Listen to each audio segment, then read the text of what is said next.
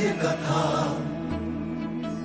पुरुषार्थ कथा, सुनो सुनो सिद्धार्थ कथा। सत्य कथा, पुरुषार्थ कथा, सुनो सुनो सिद्धार्थ कथा। चढ़ते सूरज सा तेजवान वो कीर्तिमान, हुंकार भरे जब कूच करे, थर थर कांपे आसमान। वो राजपुत्र वो शूरवीर, पर्वत को भेद दे उसके तीर, शांति का स्रोत करुणा की धार, निर्झर झरे मन से अपार। वो राजपुत्र वो शूरवीर, पर्वत को भेद दे उसके तीर, है शाक्य वंश का वो तारा, जगमग है जिससे जग सारा। सत्य कथा, पुरुषार्थ कथा, सुनो सुनो सिद्धार्थ कथा।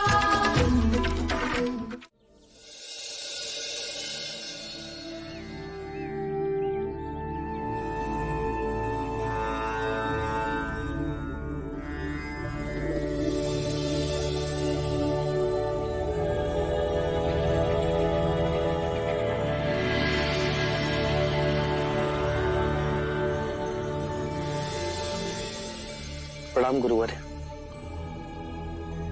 आपकी आज्ञा अनुसार मैं भिक्षा मांग लाया। तुम स्वयं भिक्षा मांग लाए हो? अर्थात तुम्हारा स्वाभिमान अब तुम्हारी साधना में कभी बाधा नहीं डालेगा। कारण मैं नहीं जानता, पर तुम्हारी आंखों में एक नहीं अनगिनत प्रश्न है। सत्य कहा आपने गुरुवर,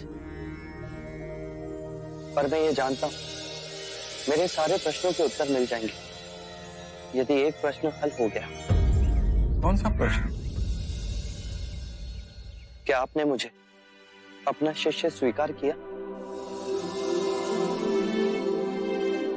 तुम्हें इतना विश्वास है मुझ में? मुझे बाहरी ज्ञान पर विश्वास नहीं। वेद पुराण मैंने पढ़े, पर वो ज्ञान किसी और का, स्वयं की अनुभूति नहीं। और उसे जानकर भी मेरे प्रश्नों के उत्तर नहीं।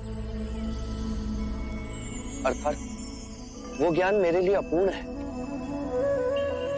जो शक्ति मनुष्य के भीतर है, मुझे उसका अनुभव करना है, और वो केवल ध्यान मार्ग से ही संभव है। और ध्यान से समाधि योग तक का मार्ग आपके चरणों से गुजरता है। आपका मार्गदर्शन मेरे प्रश्नों के उत्तर बनेंगे। विचारशील है तुम्हारी जिज्ञासा ही तुम्हें समस्त जीवों के कल्याण का मार्ग दर्शाएगी।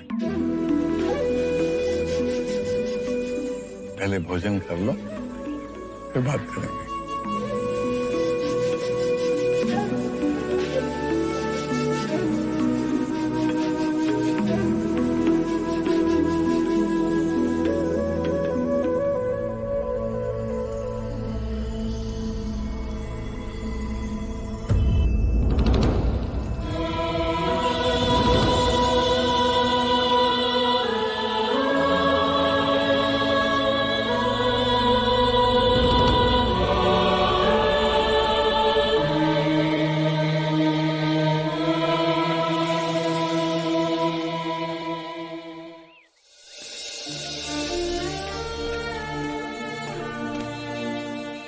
आप प्रयत्न कीजिए।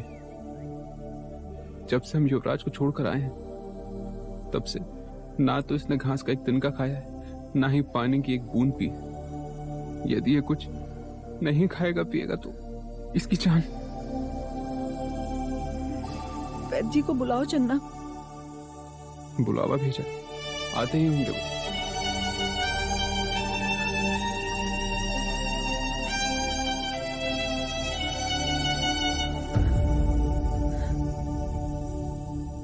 तुम्हारी तरह मुझे भी कुछ खाना पीना अच्छा नहीं लगता, पर माँ कहती है जीने के लिए खाना तो पड़ेगा ही। लो।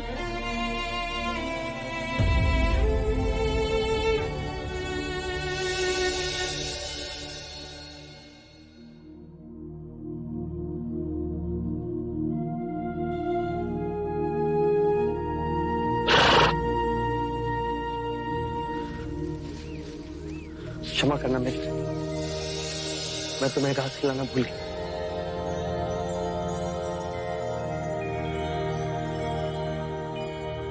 ध्यान का समय हो चुका वत्स। जी अभी आए। गुरुवर, क्या मैं इस अश्व को कंतक कह के बुला सकता हूँ?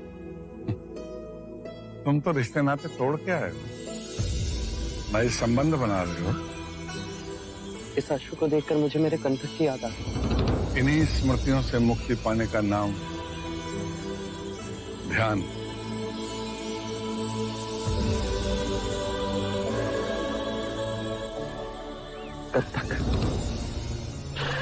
कंतक, थोड़ा तो पानी पी लो।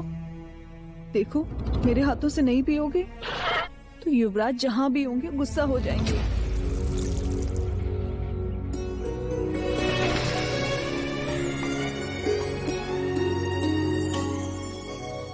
ले पानी पी ले कंतक।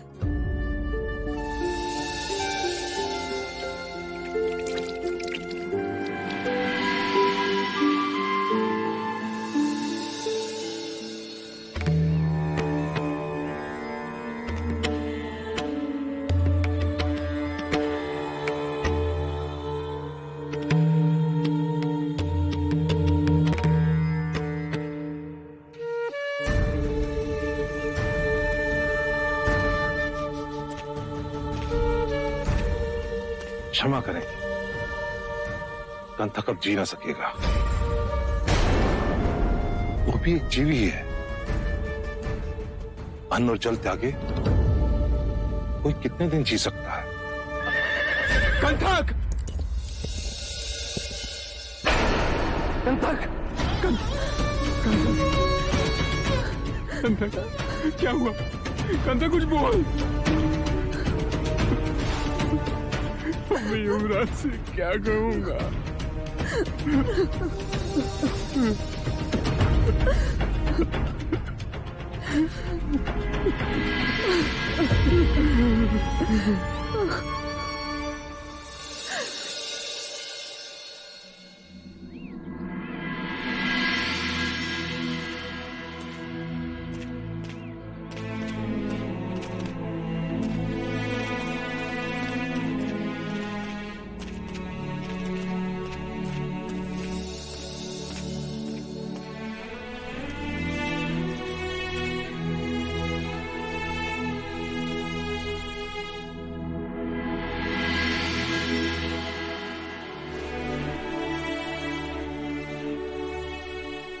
इसने पशु होकर सिद्धार्थ के स्नेह को पहचान लिया, परंतु हम उसके मूल्य को नहीं पहचान सके। वियोग में इसके प्राण चले गए, परंतु मैं अब भी जीवित हूं। स्वयं को संभालिए भाई महाराज। क्षमा करें महाराज, पर कपिल वस्तु के प्रजाजनों का एक निवेदन है आपसे कि आप शीघ्र युवराज को ढूंढ कर लाइए महाराज, युवराज को ढूंढ कर लाइए। इतनी पीड़ा युद्ध से ना हुई महाराज जितनी युवराज के जाने से हुई। ऐसा लगता है जैसे सारे कपिल वस्तु के प्राण ही चले गए। महल से शहर तक सारी प्रजा अचेतन हो गई है। यूं लग रहा है कि जैसे रात से पुण्य चला गया हो महाराज, पुण्य चला गया हो। आप सबको वचन देता हूं, शीघ्र मैं युवराज को वापस ले आऊंगा। अब बहुत देर तक ये अंधेरा नहीं रहेगा कपिल वस्तु में।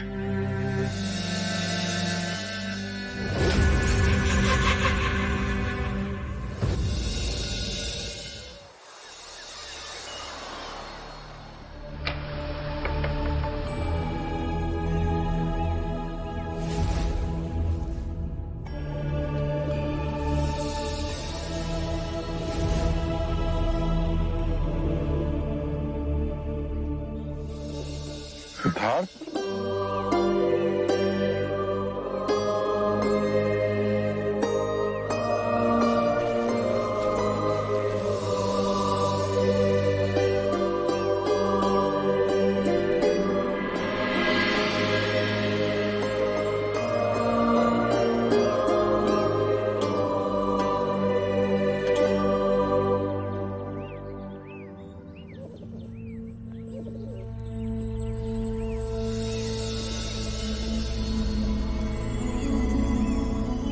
गुरुवर्य, गुरुवर्य।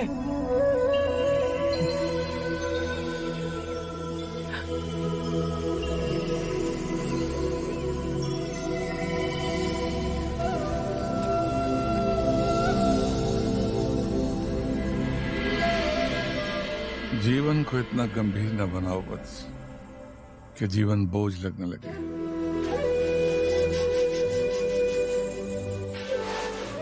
कल पूरी रात सर्दी में तुम ठिठुरते रहे। शिष्यों की कुटिया में क्यों नहीं गए?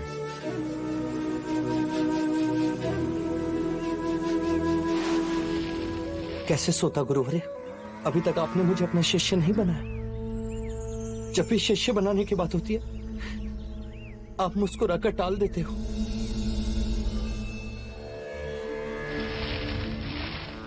शिष्य अपना गुरु स्वयं चुनता है। गुरु तो केवल संकेत पड़ता है कि जो व्यक्ति सामने है उसमें शिष्य बनने की योग्यता है या नहीं। तुम जब से यहां आए हो मैं तुम्हारे लक्षण देख रहा हूं, तुम्हें परख रहा हूं। आप मुझे जितना चाहे परख ले। आप मुझे जिस कसौटी पर उतारेंगे मैं उतरूंगा। बस आप मुझे अपना शिष्य बना लीजिए। ज्ञान की खोज में इतने प्यासे आए यहां, लेकिन जो तीव्रता तुम्हारी प्यास में है किसी में नहीं देखी। तुम में वो सब गुण हैं जो एक गुरु अपने शिष्य में खोजता है। तुम्हें दया है, सरलता है और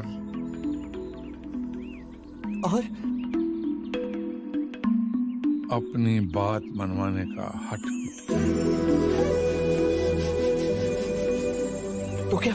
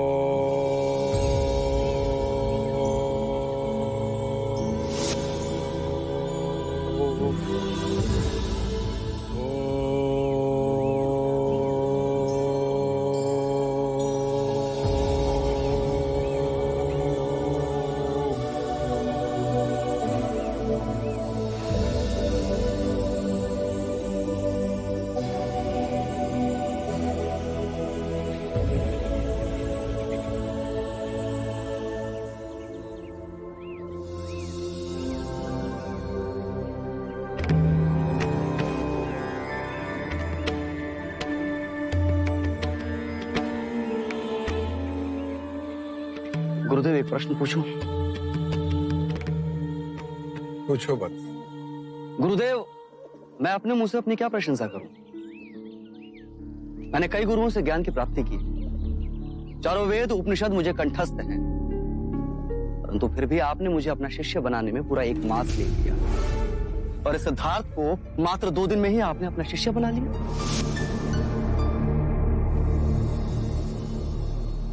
सच्चा ज्ञान वो होता है जैसे सागर में नमक घुल जाए, फिर नमक का अस्तित्व कहां रहता है? यदि मैं इस पात्र के पानी में थोड़ी सी रेत मिला दूं तो योग के संदर्भ में तुम इसे क्या कहोगे? गुरुदेव ये तो बहुत सामान्य सी बात है। रेत जैसे ही नीचे बैठेगी जल स्वच्छ हो जाएगा और जल पीने योग्य हो जाएगा। मेरा प्रश्न योग के संदर्भ में है। सिद्धार्थ, जी गुरुदेव। क्या तुम इस भेद को समझा सकते हो? जी गुरुदेव, ये रेत के कण काम, क्रोध, मद और लोभ के प्रतीक हैं। जब ये चित्त से दूर जाते हैं तो निर्मल जल रूपी ध्यान प्राप्त होता है। चंद्रपत, तुम्हें तुम्हारे प्रश्न का उत्तर मिल गया होगा। मैंने सिद्धार्थ को 2 ही दिन में अपना शिष्य क्यों बना लिया?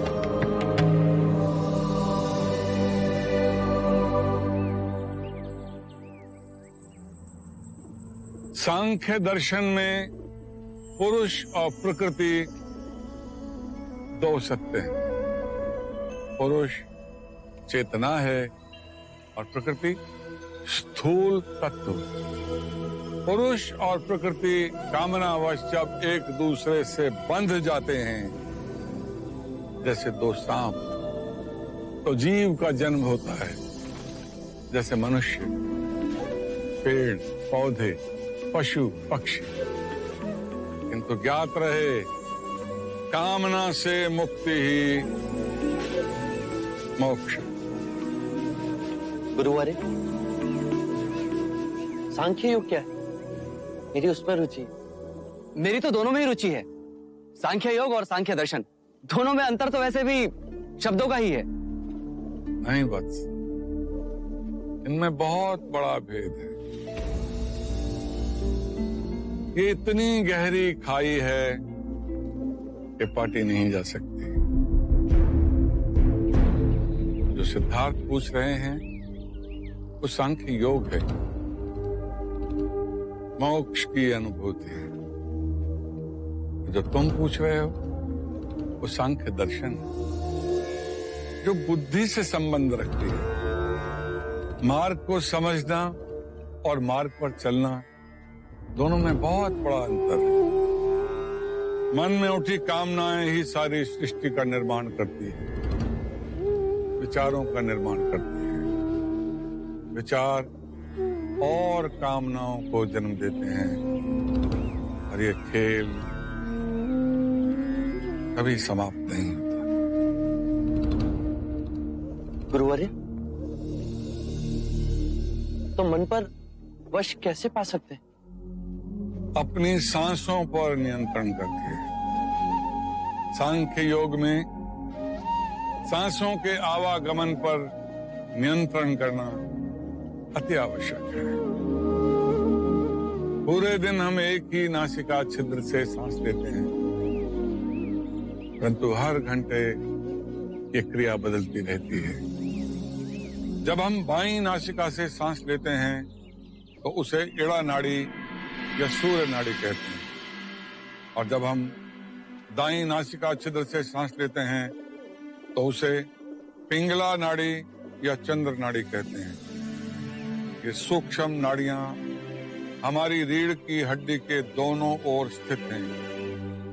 इनमें एक तालमेल बैठा के हमें सुषुम्ना को जगाना है।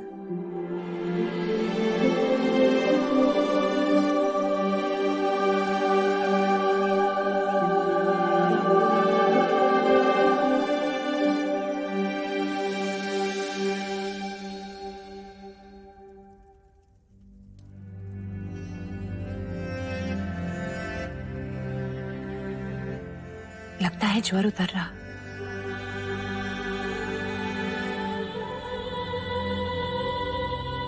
तुम पर सबका दायित्व पड़ रहा है, मेरा, यशोधरा का, राहुल का। जब ज्वर हो तो अधिक बातें नहीं करते।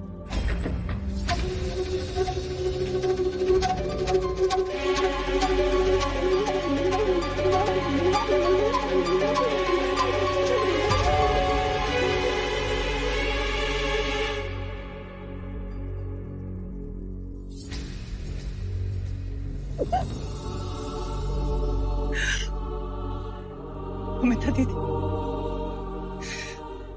क्या सोचा था और क्या हो गया? सिद्धार्थ ऐसे चला गया। प्रश्न ये नहीं कि ऐसे चला गया, प्रश्न ये है कि कैसे चला गया। अच्छा दंडपानी, ये अनर्थ कैसे हो गया महाराज? सिद्धार्थ को इतना भी विवेक न था कि वो किसी का पति है, किसी का पिता है और किसी का पुत्र भी। वही तो मैं पूछ रहा हूँ महाराज, आपने सिद्धार्थ को जाने कैसे दिया? उसे रोका क्यों नहीं? अपने दायित्व का वास्ता क्यों नहीं दिया? कुछ तो कहिए महाराज। आपके प्रश्नों का आवेग शांत हो जाए तो ही मैं उत्तर दे सकता हूँ। सिद्धार्थ आधी रात को चला गया और हमें पता तक नहीं चला। ये उत्तर पाने के लिए हम इतने कष्ट में रातों रात देवदास से यहाँ आए हैं। भैया को दोषी क्यों ठहरा रहे हैं? क्योंकि जिसका दोष है, महाराज का उसके प्रति क्रोध और आवेश दिखाई नहीं दिया। अब आप ही बताइए कि मेरी पुत्री का क्या होगा? वो अपने जीवन का लंबा रास्ता किसके सहारे व्यतीत करेगी? मेरे नाती राहुल का क्या होगा महाराज? यदि पता होता कि ऐसे दुर्दिन देखने पड़ेंगे तो मैं अपनी पुत्री यशोधरा का विवाह सिद्धार्थ से कभी होने ही नहीं देता।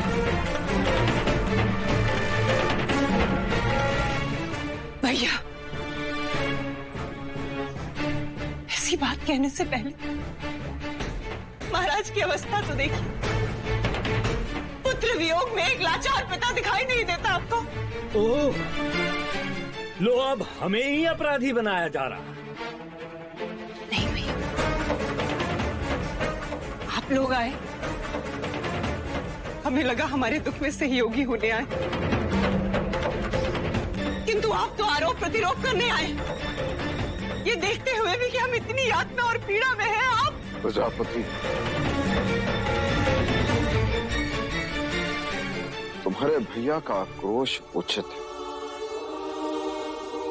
मुझे यथार्थ में पता नहीं था कि सिद्धार्थ इतना बड़ा निर्णय ले चुका है। आपके दोष है सर माथे पर। सच में उसे रोक नहीं सका, मैं उसे रोक नहीं सका। भैया, आप मन छोटा ना करें, आप कर भी क्या सकते थे? क्या कहना? वहाँ देवदा में हमारी छाती पर सिर रखकर रो रही थी तुम अमिता, और यहाँ आते ही अपने भाई के प्रति सहानुभूति जाग गई। हम कोई अलग नहीं दंडपानी, आपका भी सिद्धार्थ पर उतना ही अधिकार है। हमारे दुख के सहभागी हैं आप। मैं यहाँ कोई शोक प्रकट करने नहीं आया महाराज। मैं अपनी पुत्री यशोधरा को यहाँ से ले जाने आया हूँ। मुझे नहीं लगता कि यशो का भविष्य यहाँ पर सुरक्षित है। भैया, आप जानते भी हैं कि आप क्या कह रहे हैं? शांत हो जाओ। जिन्हें हम पर विश्वास नहीं, पुत्री के पिता है राजा दंडपानी। यशोधरा पे ना आप दबाव डालेंगे ना हम। देवदा जाना न जाना इस बात का निर्णय केवल और केवल यशोधरा ही करेगी।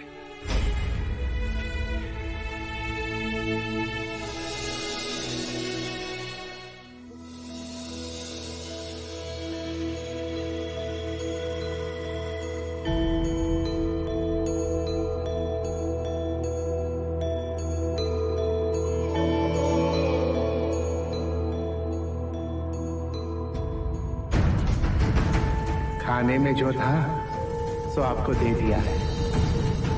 आपका पूरा परिवार इतने चावल पे कैसे निर्वाह कर लेता है?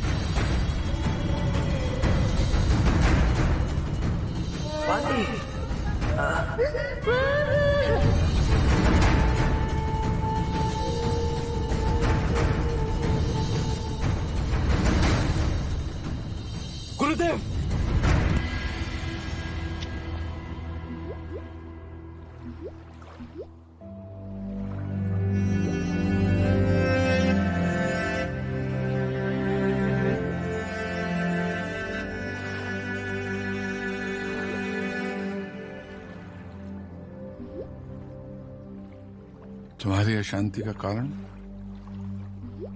गुरुदेव, मैं ध्यान नहीं लगा पा रहा हूं। मन व्याकुल है। मैं गहरी पीड़ा अनुभव कर रहा हूं। क्या मुझे पूर्ण शांति प्राप्त नहीं होगी?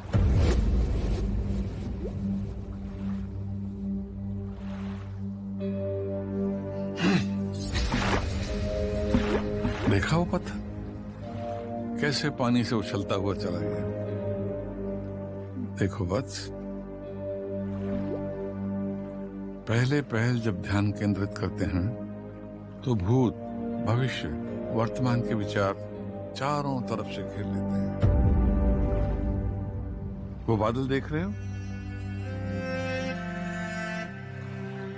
वो भी इन विचारों की तरह नए नए रूप लेके विचरते हैं। फिर भी आकाश अनछुआ रहता है। जब पूर्ण ध्यान लगाना हो तो तुम्हें आकाश की तरह होना चाहिए। विचार आएंगे, काल की तरह तुम्हें चारों ओर से घेर लेंगे, पर तुम्हारा मन सांसों के आवागमन पर केंद्रित रहना चाहिए। फिर एक समय आएगा जब तुम्हें शून्य का अनुभव होगा। तब तुम्हारी सारी पीड़ाएं, सारे दुख, सारे संताप ऐसे उड़ जाएंगे जैसे वो बादल।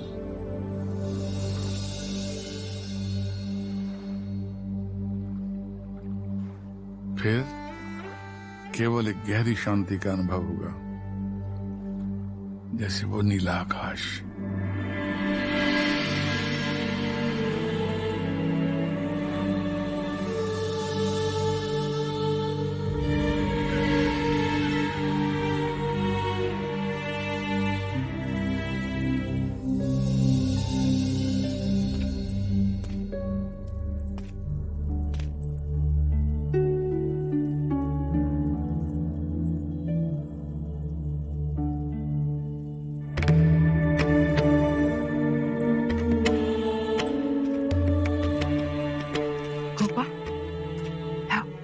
मेरा नाती मुझे दो। हाँ, वो मेरे सिवा किसी और के पास नहीं रहता। इतने छोटे बच्चे को कितनी जल्दी अपने माता पिता से इतना मोह हो जाता है, और इसके स्वार्थी पिता को इससे तनिक भी मोह ना हुआ। पिताजी, यशो पुत्र, तुझे हम यहाँ से देवता ले जाने आए हैं।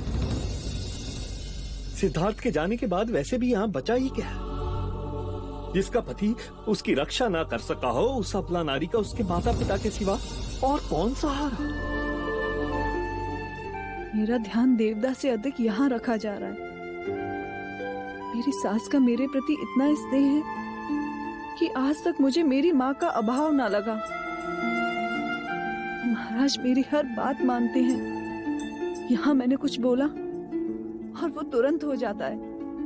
परंतु तेरे पति के जाने के बाद ये नाते बंधन सब टूट ही गए ना। ये आप क्या कह रहे हैं? विवाह का बंधन तो 7 जन्मों का होता है पिताजी। वो ऐसे कैसे टूट सकता है?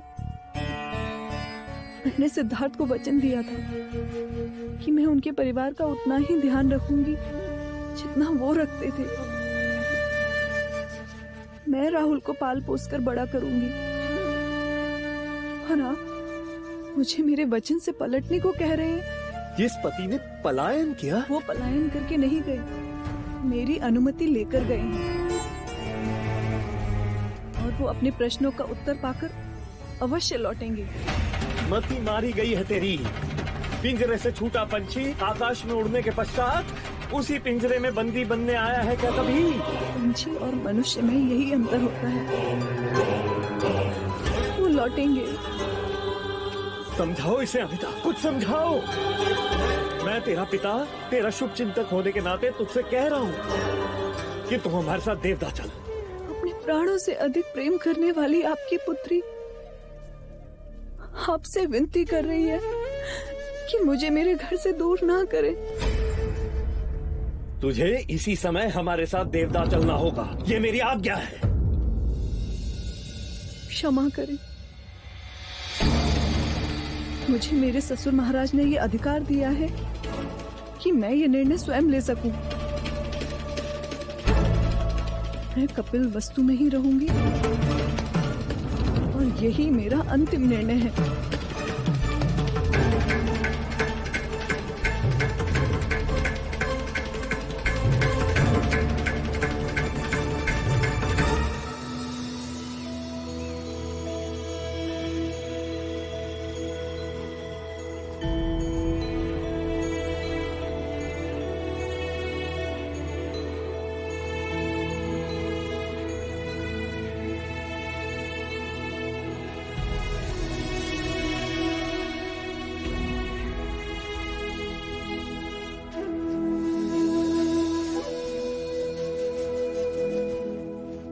प्रणाम गुरुदेव। सिद्धार्थ कहाँ है? गुरुदेव, वो ध्यान में है। मैंने उन्हें उठाना उचित नहीं समझा। ज्ञान प्राप्त करने के लिए सिद्धार्थ के मन में बड़ी तड़प है। ऐसा प्रतीत होता है ज्ञान के मार्ग पर चलने के लिए तो अपने समस्त भौतिक सुख चैन छोड़कर आया। क्षमा करें गुरुदेव, मैं अपने मुंह से अपनी क्या प्रशंसा करूं, परंतु सिद्धार्थ के बड़ा त्यागी मैं तो ऐसे ऐसे सुख चैन छोड़कर यहाँ आया हूं कि आप चकित रह जाएंगे गुरुदेव। अंग देश के सबसे बड़े व्यापारी का पुत्र हूं मैं। और वो है सिद्धार्थ गौतम। वो सिद्धार्थ गौतम जिसने कौशल नरेश प्रसन्नजीत को बिना शस्त्र उठाए पराजित किया था। शुद्धोधन राजा के पुत्र, शाक्य देश के भावी महाराज, युवराज सिद्धार्थ गौतम। अब कहिए, ज्ञान प्राप्त करने की तीव्रता किसमें अधिक है? भिक्षाटन का समय हो गया, प्रस्थान करो।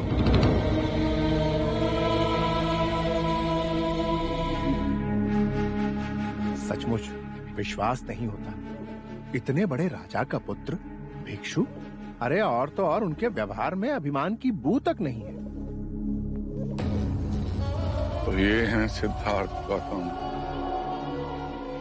इनके बारे में असित मुनि ने भविष्यवाणी की थी। सिद्धार्थ जिनके बारे में कहा गया है कि वो मनुष्यों को दुख और पीड़ा के मार्ग से सुख शांति के मार्ग पर ले जाएंगे, वो सिद्धार्थ युग पुरुष कहलाएंगे। उन्होंने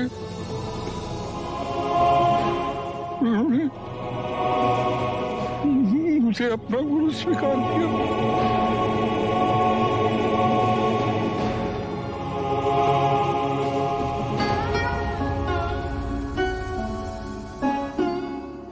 मैं नहीं जानता मैं इस योग्य हूं भी कि नहीं।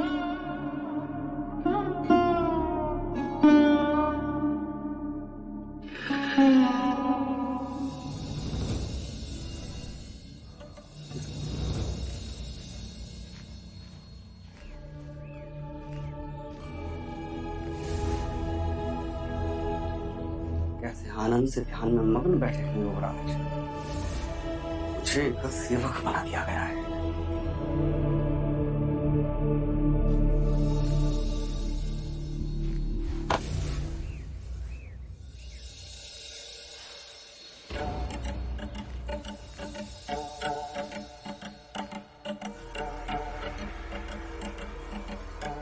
इसकी अपेक्षा मांगू मैं, गुरु का चेहरा बन गया है।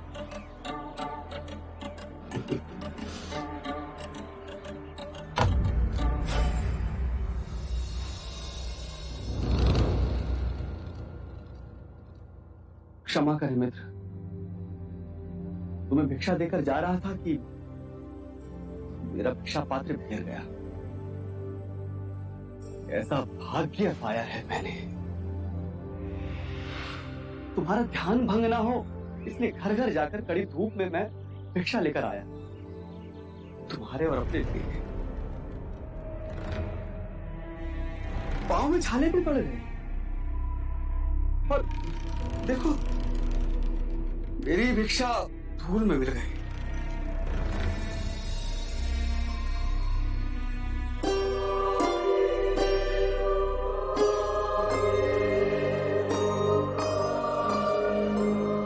चंद्रकांत, ये भिक्षा आप ग्रहण करें, मुझे इसकी आवश्यकता नहीं।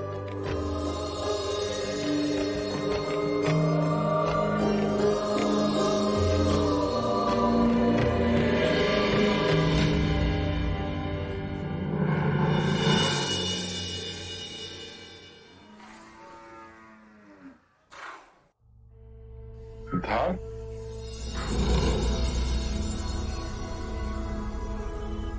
आप बिना देखे कैसे जान लेते हैं कि मैं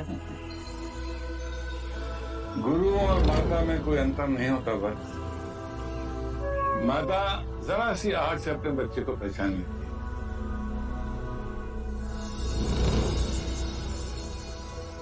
लो, ये पियो। ये सात्विक आहार से मन को शांति मिलती है। आपकी करुणा का पात्र हूं या नहीं, ये तो मैं नहीं जानता, परंतु आपसे एक विनती। कहो।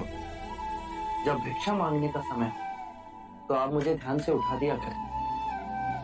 मैं नहीं चाहता कि मेरे कारण किसी और को कष्ट हो। किसको कष्ट हो? ज्ञात रहे सिद्धार्थ, यहाँ प्राथमिकता ध्यान को दी जाती है, भिक्षा को नहीं। गुरु हूं मैं तुम्हारा, भली भांति जानता हूं कि कौन ध्यान के योग्य है और कौन भिक्षा के। संकोच न करो और बताओ कि तुम ध्यान की अनुभूति में कहां तक पहुंचे। गुरुवरी, पहले पहले तो ऐसा लगा जैसे मैं हवा में उड़ रहा हूं, और फिर समय का ज्ञान धीरे धीरे जाता रहा। अति शुभ लक्षण। और फिर शून्य अवकाश की अनुभूति हुई, और जैसे ही मेरा ध्यान टूटा मुझे पीड़ा ने आ घेर लिया, और फिर मेरा मन व्याकुल होने लगा। मन के विचलित होने पर दुखी होने की आवश्यकता नहीं है। तुम्हें इसके आगे अनंत के शून्य आकाश की अनुभूति करनी है। जो भौतिक है वो मन का बुना जाल है, जैसे उस दिन पात्र के पानी में धूल के कण। होना स्थिर नहीं होना। मन के और भीतर जाओगे तो पाओगे वहां कुछ भी नहीं, पूर्ण शून्य, पूर्ण शून्य। अपना दीप जलाओ, अडिग रहो, मन डोले और तुम नहीं डोलो।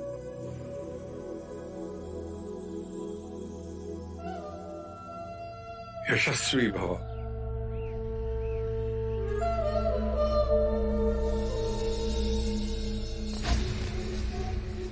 महाराज, हमें यशोधरा और सिद्धार्थ के दाम्पत्य जीवन के बारे में गंभीरता से कुछ सोचना चाहिए।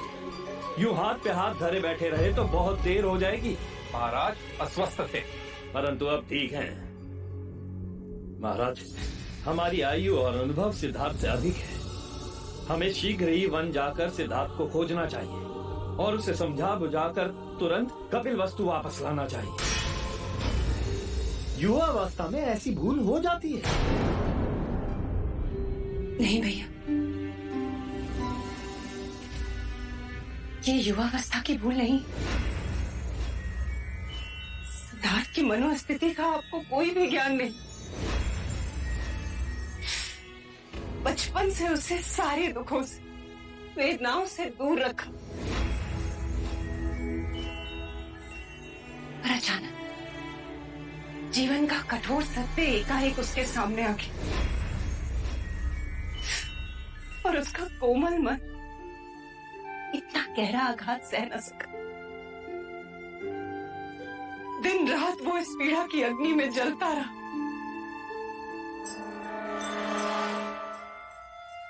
उसने ये निश्चय सोचकर किया सत्य कहा महादेवी ने महाराज। सिद्धार्थ को इस मानसिक स्थिति में यहाँ लाएंगे तो वो पागल हो जाएगा।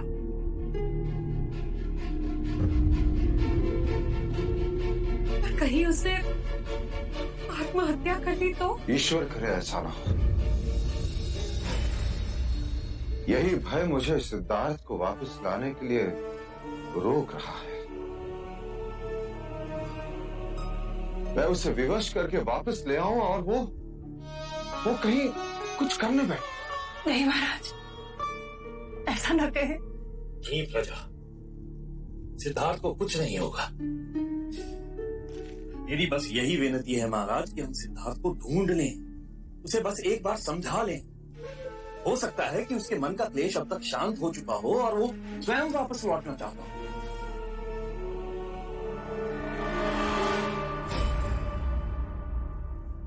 ठीक है,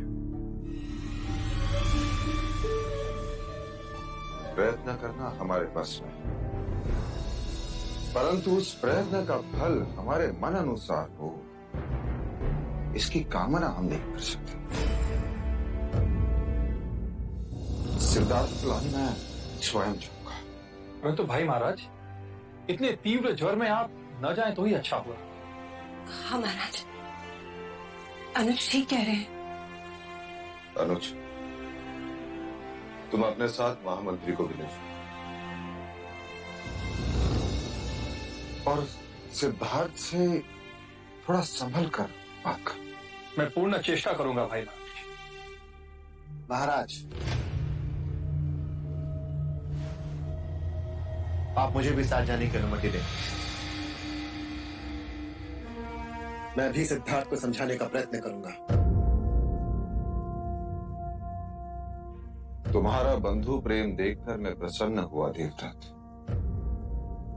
अवश्य, तुम भी अवश्य जाओ, परंतु एक बात का ध्यान रखना, सिद्धार्थ पर किसी भी प्रकार का दबाव न डालना चाहिए। निश्चिंत रहिए महाराज, मेरे रहते सिद्धार्थ पे कोई दबाव नहीं डाल सकता।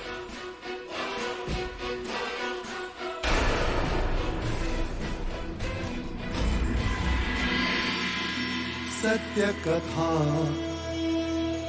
पुरुषार्थ कथा, सुनो सुनो सिद्धार्थ कथा।